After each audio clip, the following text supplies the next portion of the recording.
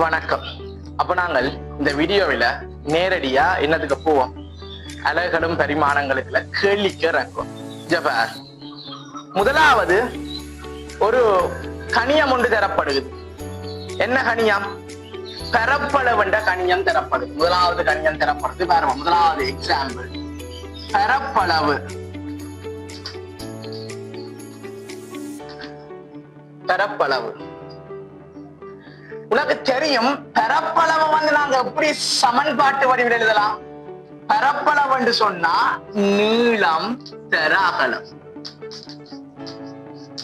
Okay, நீளம் தர. அப்ப உனக்கு தெரியும் நீளத்தினுடைய எஸ் அலகு என்னது? மீட்டர். நீளத்தளக்குற எஸ் அலகு மீட்டர். அகலம் என்ன? நீளம் விட தானே. அப்ப மீட்டர். அப்ப என்னது? பரப்பளவு என்னது? மீட்டர் வருதா? சரி, ஓகே, பரப்பளவு மீட்டர் வருதா. இப்ப இதற்குரிய பரிமாணம் நீளத்துக்கு மீட்டருக்குரிய பரிமாணம் என்னது? எல். எல் என்ன? அடுக்கு என்ன? வர்க்கம். அப்ப இதுண்ட பரிமாணம் எல் வர்க்கம். இத சில பேர் இப்படியும் எழுதுவாங்க. எப்படின்னு சொன்னா எம்மிட நோட் எல்லிட வர்க்கம் டீட நோட். இப்படி எழுதினாலும் சரிதான். எண்ணத்தின் பூச்சியம் அடுக்கும் எவ்வளவு? ஒன்றுதான். எண்ணத்தின் பூச்சியம் அடுக்கும் ஒன்றுதான். அதே போல எம்மிண்ட பூச்சியம் அடக்கம் ஒன்று, டி நோட்டின் பூச்சியம் அடக்கம் ஒன்று. ஆக மிங்கிறது எல் வர்க்கம். ஆகவே இதுவும் இதுவும் உங்களுக்கு என்னது? ஒன்றுதான், சமன் தான். அப்ப முதலாவது பரப்பளவுக்கு இப்படி எடுக்கிறோம். இரண்டாவது என்னன்னு பார்ப்போம். இரண்டாவது வினா என்னன்னு பார்ப்போம். கனவளவு. இந்த பேர் கனவளவு. கனவளவு. கனவளவு என்று சொன்னா அதுக்குரிய சமன்பாடு உனக்கு தெரியும். நீளம் தர அகலம் தர உயரம். ஓகே, நீளத்தை அளக்கிற எஸ் அலகு மீட்டர், அகலத்தை மீட்டர், உயரம் மீட்டர். ஆகவே மீட்டர் கியூப். பரிமாணத்தை போட்டோம்னு சொன்னா எல் கியூப். அல்லது போன அப்படி எழுதலாம். M not L cube T naught. இப்படி எழுதி கொள்ள முடியும். விளங்கி இருக்கு மண்ணுக்கு. ஆக இதுல நாங்க என்னத்தை போடுறோம்னு சொன்னா, ஜபார் என்னத்தை பாவிக்கிறோம்னு சொன்னா, எம்முக்கு ஜபார் நீள எம்முக்குரிய பரிமாணம் எல், கிலோகிராமுக்குரிய பரிமாணம் எம், செகண்டுக்குரிய பரிமாணம் டி. இதுகளுக்கு எவ்வாறு இடத்துக்கு எல்லாம் போடுறோம். அவ்வளவுதான், மாத்திக்கொண்டே போடுறோம். பட் இதுல வந்து கிலோகிராம்கள் இல்ல, அந்த இடத்துக்கு என்னது போடுறோம்? நோட்டை போடுறோம். இதுவும் இதுவும் ஒன்றுதான். அதே போல இதுவும் இதுவும் ஒன்றுதான். விளங்குதான்? Okay okay. அடுத்த வேகம். மூன்றாவது பார்ப்போம். மூன்றாவது செய்வோம் வேகத்துக்கு ஒன்றா செய்வோம். வேகம். வேகம் என்று சொன்ன வேகம் என்று சொல்றது தூரத்தின் இடப்பெயர்ச்சியின் கீழ்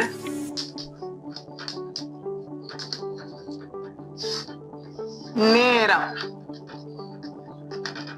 வேகம் என்று சொல்றது இடப்பெயர்ச்சியின் கீழ் நேரம். அப்ப வேற உனக்கு வந்து சமன்பாடுகள் தெரிஞ்சாதான் இது செய்யலாம்.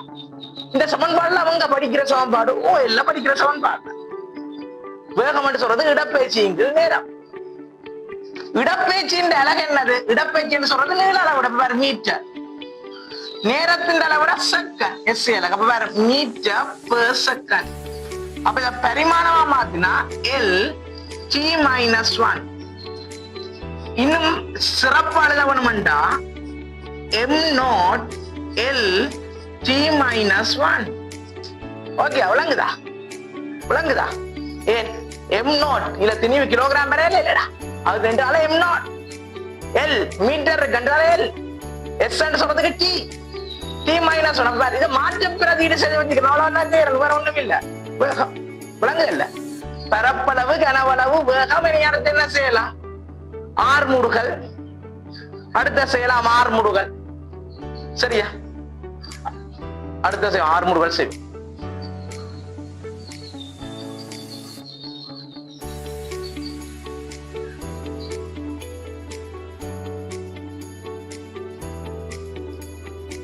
அப்ப அடுத்தது பாப்பம், நாலாவது பாப்பம் ஆர்முடுகல்.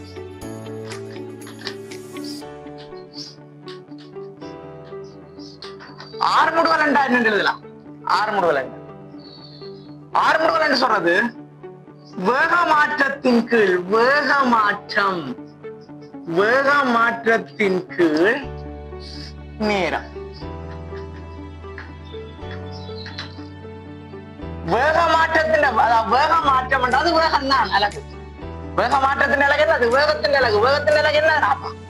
Metre per second. நேரத்தின் அலகு செகண்ட். ஆகவே இதை சுருக்கினா மீட்டர் செகண்ட் மைனஸ் 2.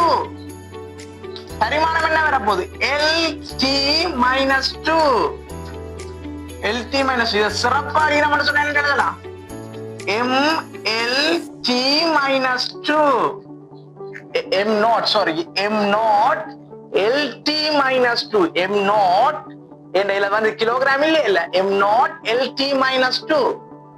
ஓகே, அடுத்த பார்க்க போறது அஞ்சாவது அடர்த்தியப்பா.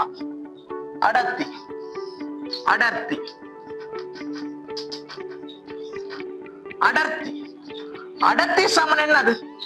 திணிவின் கீழ். அடர்த்தி சமன் திணிவின் கீழ் கனவளவு. ஓகே, திணிவின் அலகு என்னது? கிலோகிராம். கனவளவு வந்து மீட்டர் கனம். எஸ் அலகுல போடுற. அப்ப என்ன வரப்போகுது? Kilogram metre minus 3. ஆகவே பரிமாணம் என்ன எழுதலாம்? ML minus 3 T0. விளங்குது? ஏன் இத செகண்ட் வரையில இல்லடா, அப்ப வராதுக்கு டைவர், டிக்கு டைவர். விளங்குது? ML minus 3 ML minus 3 T0. விளங்குதா? அடுத்து என்ன எழுதலாம்? உந்தம். ஆறாவது பாப்போம், உந்தத்துக்கு எழுதி பார்ப்போம். உந்தம். ஓகேடா, உந்தத்துக்கு ஒரு கழுதி பார்ப்போம். உந்தம். உந்தம் என்று சொல்றது திணிவு தர வேகம். இந்த இதெல்லாம் OL இருக்குது சமன்பாடுகள். தெரிஞ்சு இருக்க வேணும். தெரியாம தெரியல சமன்பாடுகள் தெரியாட்டி OL எடுத்து பார்க்க வேண்டியதான். திணிவு தர வேகம். திணிவின் அலகு என்னடாப்பா? கிலோகிராம். வேகத்தின் அலகு என்னது? Metre per second. அப்ப இது என்னட்டு வர போகுது? Kilogram metre second minus 1. அப்ப என்னட்டு வர போகுது? MLT minus 1. இதுதான் பரிமாணம். விளங்குதா? MLT minus 1. ஓகே, அடுத்தது பாப்போம். ஏழாவது விசையப்பா. விசை. இப்படி கொஞ்சத்தோட நிப்பாட்டுவோமா? விசையப்பா. விசை என்று சொல்றது திணிவு தர ஆர்முடுகல். திணிவு தர ஆர்முடுகல். திணிவு தர ஆர்முடுகல்.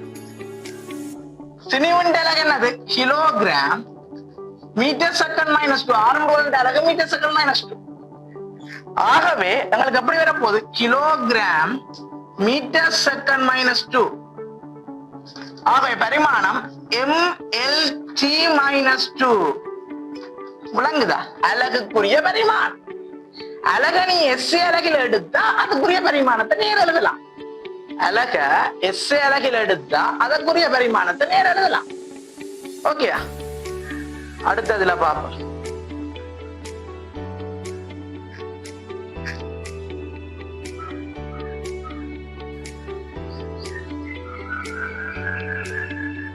அடுத்த எட்டாவது பாப்பம் அமுக்கம். அமுக்கம். அமுக்கம் என்று சொன்ன என்னது? விசையின் கீழ். அமுக்கம் சமன் விசையின் கீழ் பரப்பு. விசை எவ்வளவு? விசையின் அலகு என்னது? விசையின் அலகு. விசையின் அலகு பாப்பம் கிலோகிராம் மீட்டர் செகண்ட் மைனஸ் 2. அதன் கீழ் பரப்பு. பரப்பு என்ற அலகு என்னது? மீட்டர் வர்க்கம். இதை துடிக்கிறோம் சொன்னா kilogram metre minus 1 second minus 2. ஏன் பார், இது விட கீழே மீட்டர் நிற்கும். அது மேல போனா kilogram metre minus 1 second minus 2. Okay, பாப்போம். அப்ப ഇതിന്റെ பரிமாணம் என்னது m l minus 1 t minus 2. Okay, m l minus 1 t minus 2. ஆக மொத்தத்துல இங்க பார், உனக்கு ஒரு விஷயம் சொல்லி தருப்போம். விசையினுடைய அலகு என்னது? விசையின் அலகு கிலோகிராம் மீட்டர் செகண்ட் மைனஸ் 2. இதை நாங்க என்னன்னு சொல்லிக் கொள்ளலாம்டா நியூட்டன் என்று கதைச்சு கொள்ளலாம். விளங்குதா? கிலோகிராம் மீட்டர் செகண்ட் மைனஸ் 2 நாங்க என்னன்னு கதைச்சு கொள்ளலாம்டாப்பா நியூட்டன் என்று கதைச்சு கொள்ளலாம். ஆகவே இதை நாங்கள் இப்படியும் எழுதலாம், நியூட்டனின் கீழ் மீட்டர் வர்க்கம்.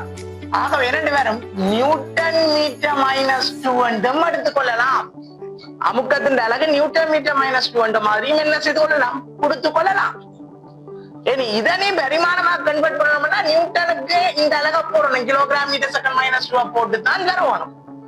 விளங்குதல்ல? அப்படி போட்டு தான் வரும். இது என்னது? அமுக்கம். ஓகே, அடுத்து 9வது விஷயம் பார்ப்போம். 9வது என்னத பாவம்னு சொன்னா வேலை பார்ப்போம். வேலை என்று சொன்னா வேலை சமன் விசை தர தூரமடா. விசை தர தூரம். விசை என்று சொல்றதுக்கு என்னது? கிலோகிராம் மீட்டர் செகண்ட் மைனஸ் 2 தர தூரம் மீட்டர். அலகு என்ன வரப்போகுது? கிலோகிராம் மீட்டர் வர்க்கம் செகண்ட் மைனஸ் 2. ஆக மொத்தத்துல பரிமாணம் என்ன வரப்போகுது? பரிமாணம் என்ன வரப்போன்னு சொன்னா m l வர்க்கம் t மைனஸ் 2 என்று வரப்போகுது. m l வர்க்கம் t மைனஸ் 2 என்று வரப்போகுது. என்னது? பரிமாணம். அடுத்த 10வது இதோட நிப்பாட்டுவோம். இதோட 10வது சக்தி. சக்தியின் அலகு என்ன? சக்தியின் அலகு சமன் வேலையினுடைய அலகு. சக்தி சமன் வேலை. என்னட்ட சக்தி இருந்தா தான் என்னால வேலை செய்ய. சக்தியின் அலகு சக்தி சமன் வேலை. ஓகே, சக்தி சமன் வேலை. அப்ப வேலையின் அலகு பரிமாணம் தான் சக்தியின் அலகு பரிமாணம் வரும். அப்ப சக்தியின் அலகு என்ன வரப்போகுது? கிலோகிராம் மீட்டர் வர்க்கம் செகண்ட் மைனஸ் 2. ஆகவே இந்த பரிமாணம் m l வர்க்கம் t மைனஸ் 2 ஆக அமையும். விளங்குதா? சக்தி சமன் வேலை. என்னட்ட சக்தி இருந்தா தான் நாம் வேலை செய்யலாம். விளங்குதா? பட்டது அடுத்த அறிஞ்சு பார். விசைக்கு நியூட்டன் என்று கொடுத்த மாதிரி வேலையின் அலக நாங்கள் ஜூல் என்று வகை குறிக்கிறது. ஜூல். ஓகே, ஜூல் என்று வகை குறிக்கிறது. அதே போல சக்தியின் அலகம் என்னடாப்பா? ஜூல். ஓகே, ஜூல் என்று எழுதி கொள்ளலாம். சக்தியின் அலக நாங்க என்ன எழுதி கொள்ளலாம்? ஜூல் என்று எழுதி கொள்ளலாம். ஓகே, சக்தியின் அலக ஜூல் என்று எழுதி கொள்ளலாம். ஓகே, ஜூல் என்று எழுதி கொள்ளலாம்.